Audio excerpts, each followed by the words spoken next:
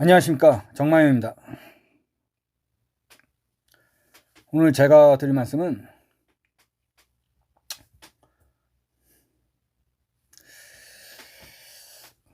우리나라 역사에서 중요한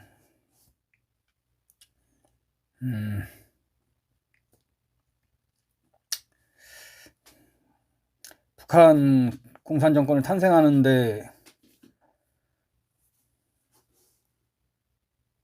그 시조인 김일성의 보천부 전투, 정확하게는 보천보 사기극에 대해서입니다.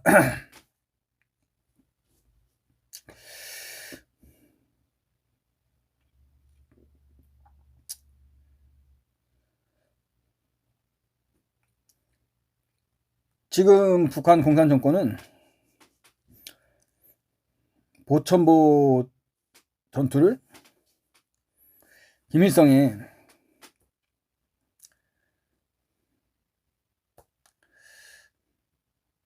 항일투쟁의 가장 성공적인 표본으로 전시하고 대내외로 크게 선전하고 있습니다. 자기네 북한 공산정권의 정당성을 위해서 항일투쟁을 강조하는 데 있어서 가장 중요한 전투로 보천보 전투를 뽑고 있습니다.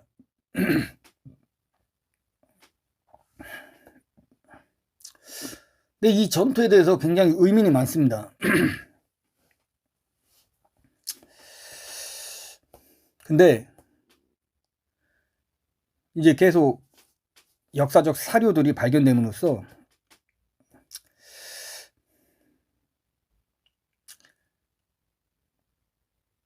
이제 충격적인 진실들이 폭로되고 있습니다.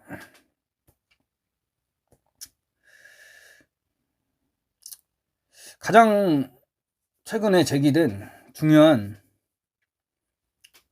증언이 있습니다. 미국으로 망명한 조선족 출신 작가가 있습니다. 유선호 씨라고. 그분이 그 만주에 있을 때 하도 김일성 장군의 신화가 하도 궁금해서 자기가 작가가 된 다음에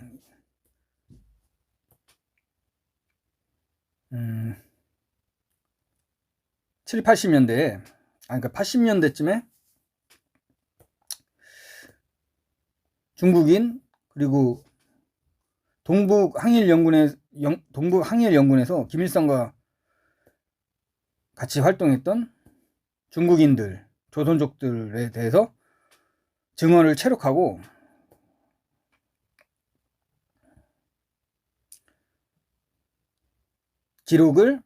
방대한 기록을 정리해 놓았습니다. 그 방대한 증언과 기록을 기초로 해서 김일성 평전에 대해서 책을 썼습니다. 엄청나게 방대하고 상세한 책입니다.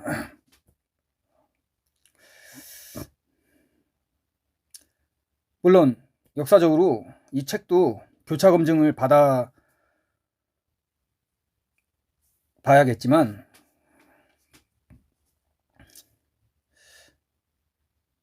동북항일연군 소속으로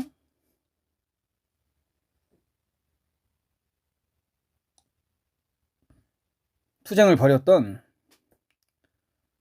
그 중국인 조선인들의 그 증언을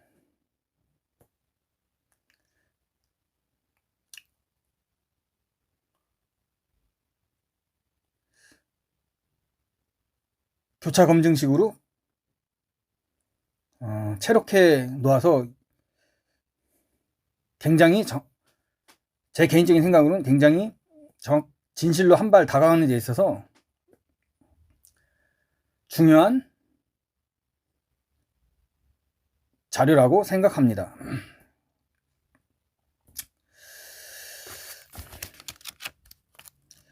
이 보천보 전투가 동북항일연군이 그 당시에 2군의 작품인데 2군 사사장이던 최연 부대가 백두산 인근의 백예봉이라는 지역에서 일본군에 포위되었다고 합니다. 그래서 일본군의 그 당시 본거지였던 해산과 그 백예봉에 있는 일본군 주력부대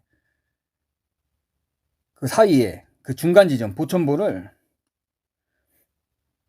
습격해서 그 백예봉에 있는 일본군 주력부대의 포위를 풀고 보급품을 쟁취하는 작전을 짰다고 합니다. 근데 이 작전을 짠 사람은 북한의 김일성이 아니라 항일연군 2군 육사 참모장이었던 왕작주의 작전 계획이었다고 합니다. 왕작주는 길림 군관학교 출신으로 굉장히 병법에 능통했던 사람이라고 합니다.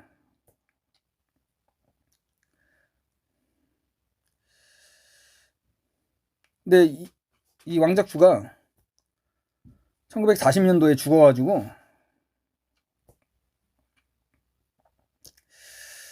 이 사람의 제대로 된 공적이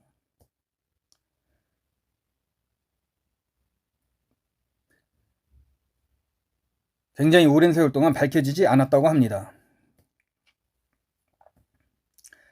실제로 보천보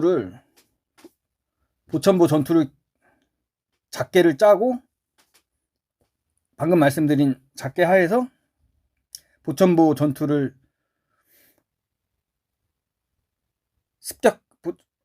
보천보를 습격한 작전 지휘관은 왕작주 2군 육사 참모장이었다고 합니다. 이 사람은 중국인이었습니다. 중국인.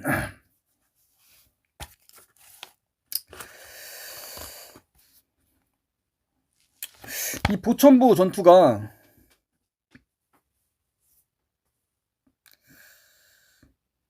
북한 공산 정권 하에서 1960년대 후반부터 굉장히 부각이 됩니다.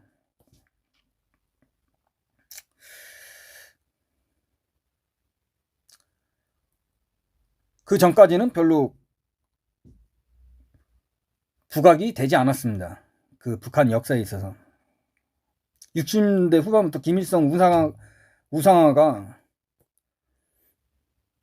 본격적으로 시작하면서 이 보천보 전투를 북한 정권이 굉장히 띄웠습니다. 근데 1942년에 김일성이가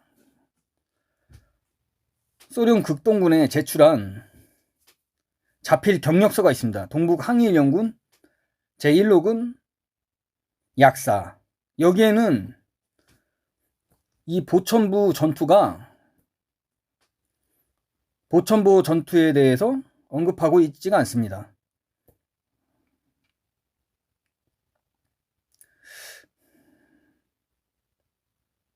보천보 전투가 그렇게 중요한 전투였다면 김일성은 왜 자필 경력서였던 동북항일연군 제1호군 약사에서 왜 보천보 전투에 대해서 언급을 하지 않았는지 참으로 의심이 가는 대목입니다.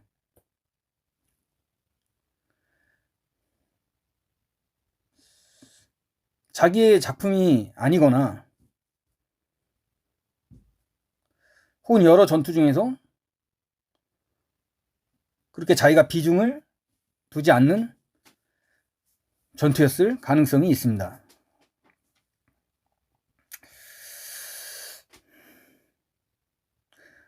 네, 여기서 중요하게 놓치지 말아야 할 논점이 하나 있습니다. 이 보천보 사건 이후에 제만한인 조국 광복회라는 조직이 있었습니다. 이거는 동북항일연군이 만주 지역과 조선 국내에 있었던 조선인들을 규합해서 비밀리에 만든 정치적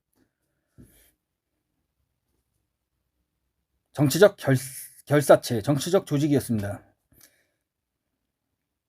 이 조직을 만든 사람은 북한의 김일성이 아니라 이 제만 조국광복회를 만든 최고의 주도자는 오성윤이라는 사람이었습니다. 지금 북한 정권에서는 김일성이 조국광복회를 만들었다고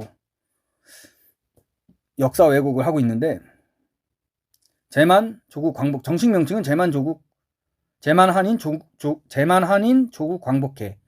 이 조직은 동북 항일연군 내에서 김일성보다 훨씬 정치적 지위가 높았던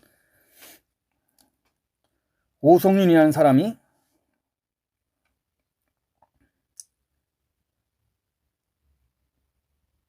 만들고 조직한 조직이었습니다. 이 보천보 사건을 계기로 해서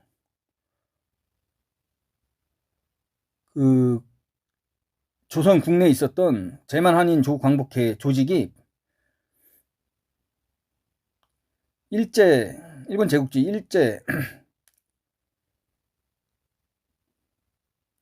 일제에 의해서 발각이 돼서 그 조직원들이 다 노출돼서 처벌받은 큰 사건입니다. 실제로 재판 기록도 있습니다. 해산 사건이라고 부르는데 재판 기록이 있는데,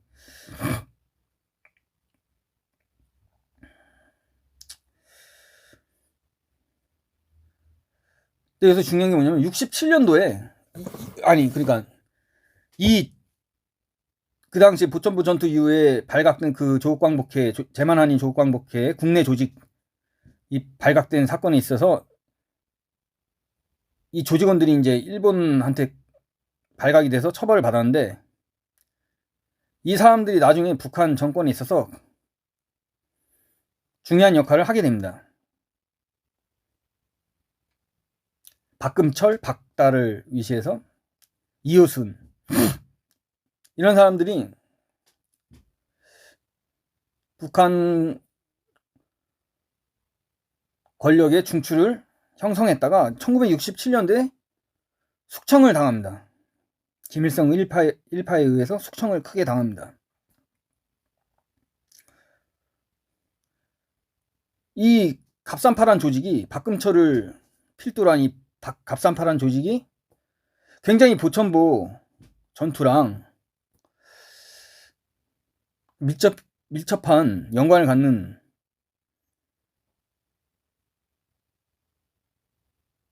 조직이었는데, 역설적으로 이 갑산파가 정치적으로 숙청이 되고 나서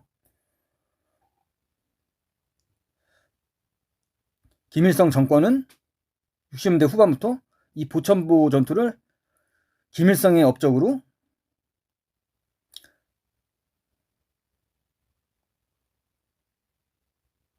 굉장히 띄우고 선전하게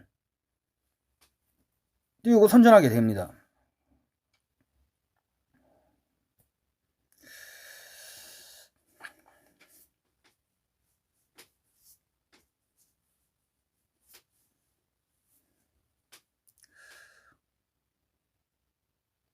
김일성이가 그렇게 보천보 전투가 소중하고 자기의 대단한 업적이었다면 왜 같이 그 보천보 국내 진공작전에 있어서 보천보를 향한 국내 진공작전에 있어서 협력했던 제만 한인 조광복회 국내 조직원들을 숙청했는지 참으로 의심스럽습니다.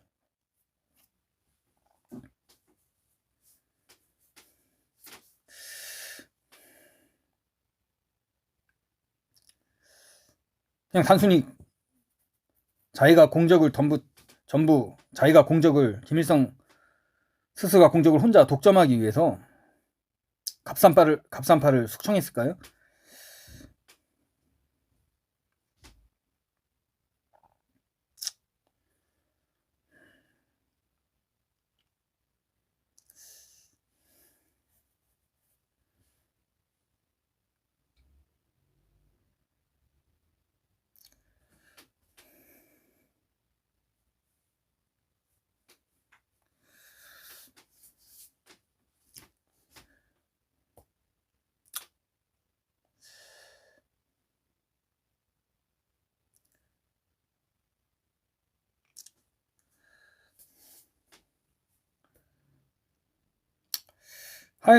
하여간에 북한 공산 정권이 하도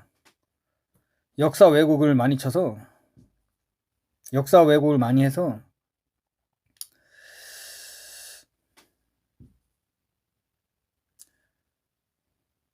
앞으로 좀 더 사료가 많이 발견되고 연구가 더 진행돼서 진실이 제대로 밝혀졌으면 좋겠습니다.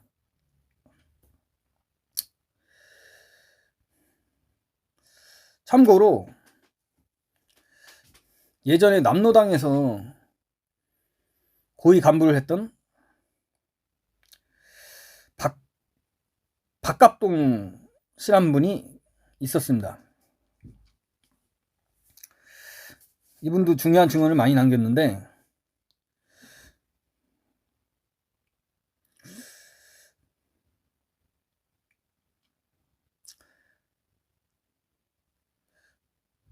이분이 예전에 주장한 게 뭐냐면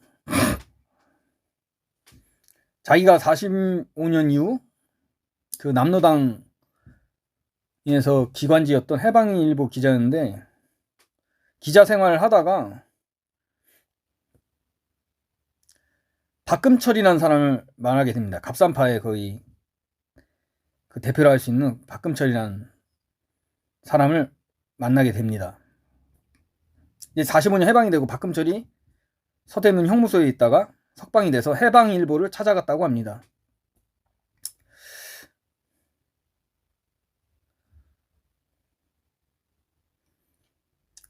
근데 이 박금철의 증언을 자기가 들은 바에 의하면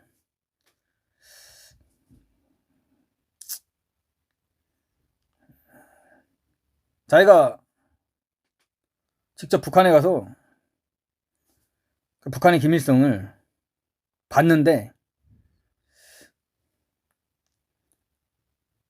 자기가 공작을 했던 그 김일성이 아니라고 합니다. 박감동 씨 증언에 의하면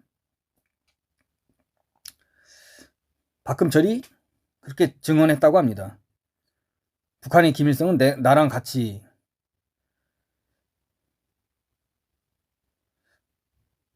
보천보 사건 그 이전 이후에 같이 공작했던 그 김일성이 동일 인물이 아니라고 증언을 했다고 합니다.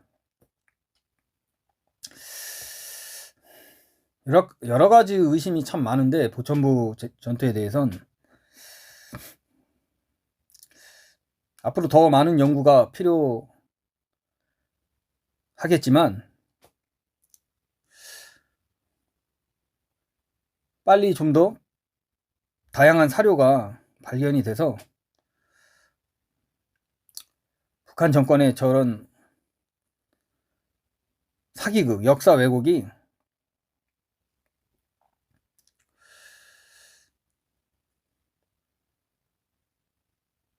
빠른 시간 내에 시정됐으면 하는 게 저의 바람입니다. 저의 바람입니다.